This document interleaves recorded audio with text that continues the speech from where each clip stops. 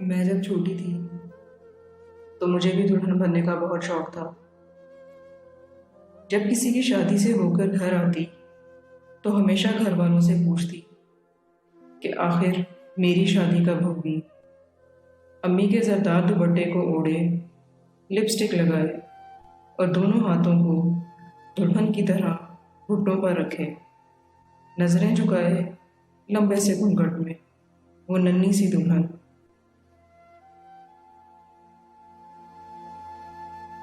اس ننھی دلہن کے لیے دلہا بھی دوسری ننھی سہیلی کو بنایا جاتا تھا۔ دلہا پسند نہ آتا تو اس ننھی دلہن کی خواہش پر بدل دیا جاتا۔ پھر جب میں بڑی ہوئی تو خود کو خوابوں میں اس کی دلہن بناتی تھی، کبھی کبھی جاگتی آنکھوں سے اور کبھی کبھی سوئے خوابوں سے۔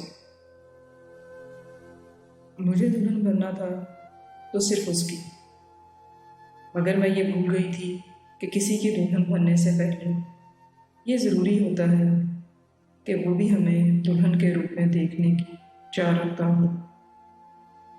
بچپن میں دلہن بننے کا خواب ٹوٹ کر کرچی ہو گیا۔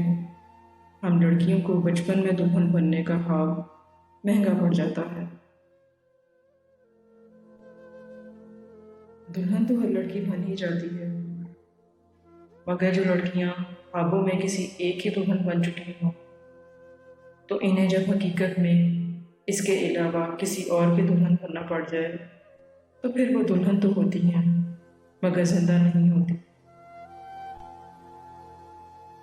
کچھ سرخ ڈولیوں میں خواب نہیں جنازے اٹھائے جاتے ہیں، کون جانے زندہ تھی کہ مر گئی، قسمت بھی ہمیں جانے کہاں سے کہاں لے جاتی ہے۔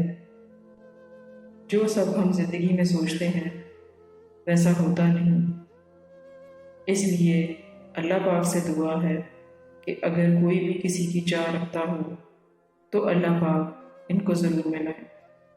آمین۔